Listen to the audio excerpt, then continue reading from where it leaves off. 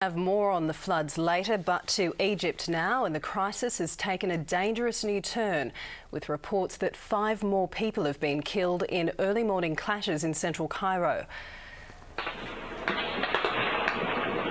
Sporadic gunfire was heard around Tahrir Square from around 4 a.m. local time and has continued for the past few hours. It came after demonstrators loyal to President Hosni Mubarak fought violently with anti-government protesters camped in the square. Well, senior correspondent Brian Thompson joins us now from Cairo. Brian, there's been a dramatic change in the situation there. Dramatic indeed, Janice, and this situation remains very fluid. We were woken up by that gunfire earlier this morning. As you said, 5 people look like they've been killed, and we're hearing reports that up to 200 may have been injured.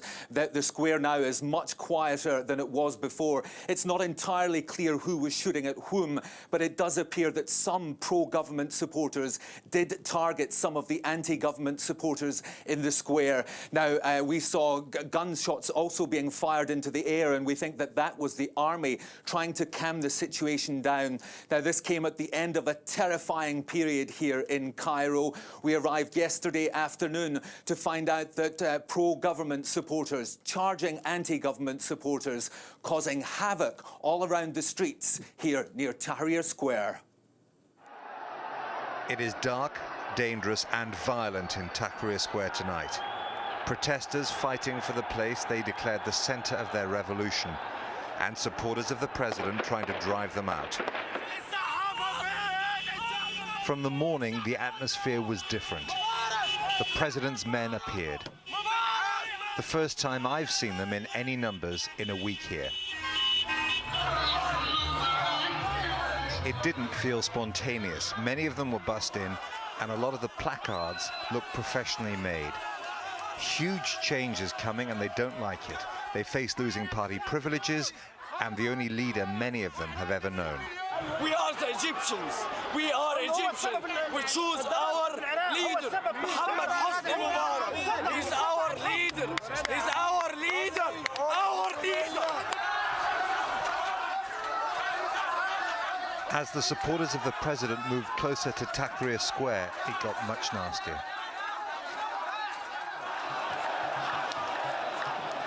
They lined up on the edge of the square, trading insults with the opponents of the regime who seized it last Friday. The pro-Mubarak demonstrators stretch way back there, back towards the flyover. It seems to me that they have more people out there than there are in here. The tension is rising in quite a threatening way.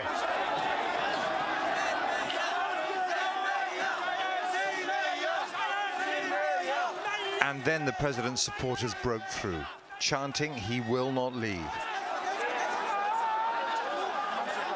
At first, the protesters fell back as fast as they could. Some weren't fast enough.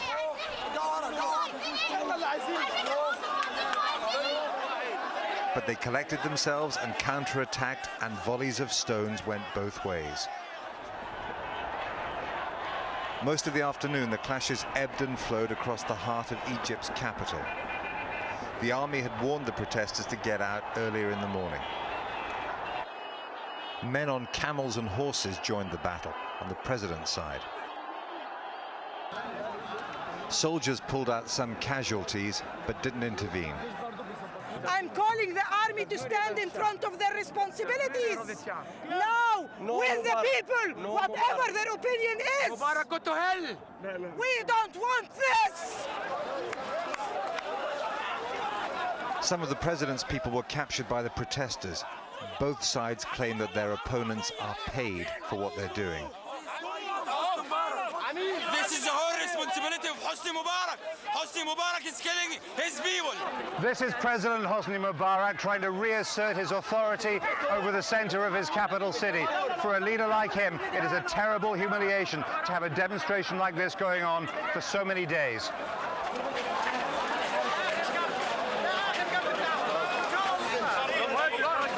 Dozens of casualties on the anti-government side were taken to an improvised dressing station. It overflowed out of the mosque where it was based into the street. The doctor in charge didn't have much time to talk. I just sent one now to the hospital with the ruptured globe. His globe ruptured, and he's a kid, 17 years. He said many of the wounds were caused by knives as well as stones. The violence overwhelmed them all. The protesters thought the president's rapid departure was a done deal.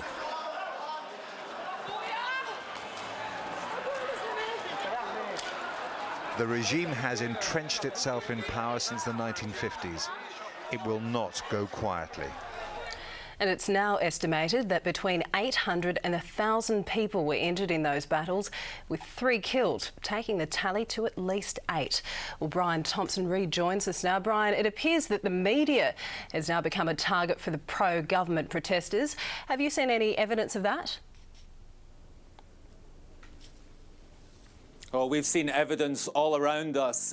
We arrived here early yesterday afternoon, and unbeknown to us, we drove straight into those protests. The protests are happening very near to the hotel where the media is staying. We came up against a roadblock and our car was surrounded, rocked. They were bashing on the windows, telling us to get out. But we managed to get to the hotel. We had a good, quick-thinking taxi driver, and we managed to get there. But when we got in, what we saw was a steady stream of reporters coming through the door, having been roughed up. A lot of them lost their cameras. Our own Amos Roberts from Dateline was beaten up. He had to stay away from the hotel last night. An ABC crew lost their camera, lost their passports. Yes, the pro-Mubarak supporters are not happy with the international coverage that has been coming out of here, and they were just taking cameras off everybody they saw. They do not want us here, and such is the situation. None of us have been able to go out on the streets with a camera this morning. Dangerous times indeed, Brian. There are suspicions that the Mubarak supporters were well organised. What do we know about them? Well, it seems.